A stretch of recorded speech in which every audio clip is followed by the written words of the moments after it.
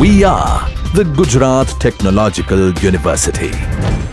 Since its inception over a decade ago, GTU has been empowering young and curating minds to realize their true potential. Over 4 lakh inspired students are enrolled with one of the premier academic universities in India. With more than 450 affiliated colleges in its fold operating across 5 zones of the state, GTU, the International Innovative University, your place to move forward.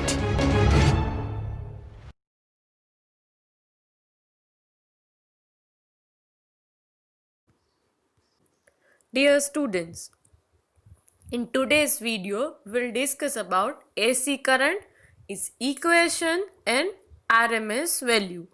આજના વિડીયોમાં આપણે AC current means alternating current અને RMS value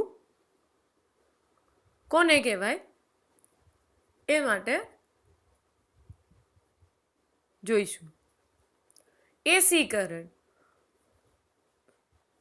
You all know very well AC current means alternating current. And for AC current or voltage, waveform is sine wave. AC current અથવા તો AC voltage ના waveform કેવા હોય? Always sine wave. જે અહીંયા ડાયાગ્રામમાં draw કરેલું છે, sine wave. What you mean by AC current? The current which changes its direction, its magnitude and direction with time is known as AC current, alternating current. Its value is changing. Its value is changing as well as its direction is also changing. The current which changes its direction and magnitude with time is known as AC current. એવો પ્રવાહ જેનું મૂલ્ય અને દિશા સમય સાથે બદલાય છે એને શું કહીએ આપણે? AC પ્રવાહ. The current which changes its magnitude and direction with time is known as AC current. એવો વિદ્યુત પ્રવાહ કે જેનું મૂલ્ય અને દિશા સમય સાથે બદલાય છે અને આપણે શું કહીએ છીએ? AC current.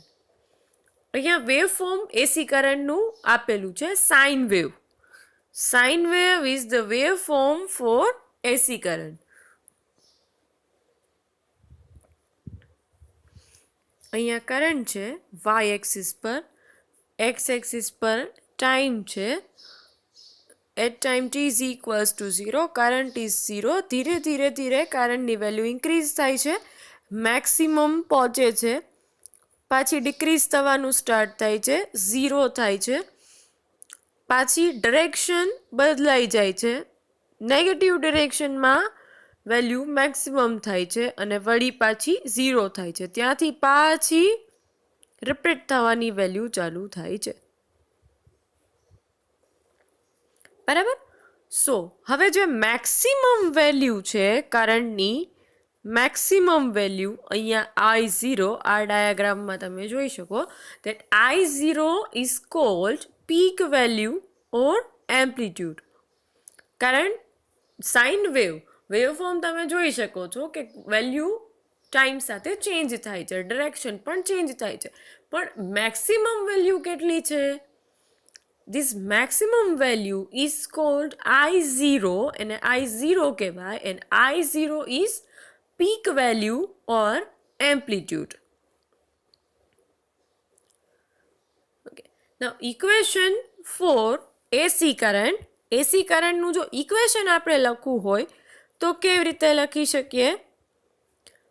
I is equals to I0 sin omega t plus phi, where I is instantaneous value at time t, I0 is peak value, sin omega t plus phi. Omega is frequency and phi is phase difference. Here phi is phase difference. So equation for AC current, I is equals to I0 sin omega t plus phi. Equation for AC voltage, તો voltage માટે પણ same equation થશે. AC voltage માટે V is equals to V0 sine omega t plus phi. તો આ AC current છે જેની value continuously time સાથે ચેન્જ થાય છે. હવે next topic is RMS value. RMS value root mean square value. હવે RMS વેલ્યુ સમજતા પહેલા આપણે એ જોઈએ કે RMS વેલ્યુનું ઇમ્પોર્ટન્સ શું છે, કેમ આપણે RMS વેલ્યુની જરૂર પડી. ફોર એક્ઝામ્પલ, એસી કરંટ જો તમે સમજેલા હોય તો એસી કરંટ જેની વેલ્યુ કન્ટિન્યુઅસલી ટાઈમ સાથે ચેન્જ થાય છે. હવે કોઈ તમને એસી કરંટ અથવા તો એસી વોલ્ટેજ માપવાનું કહે તો એની વેલ્યુ તો કોન્સ્ટન્ટલી ચેન્જ થાય છે. તો કઈ વેલ્યુ વેલિડ ગણવાની? એસી કરંટની વેલ્યુ 0 પણ છે, મેક્સિમમ પણ છે, ઇન બિટવીન વેલ્યુઝ પણ છે, નેગેટિવ વેલ્યુઝ પણ છે.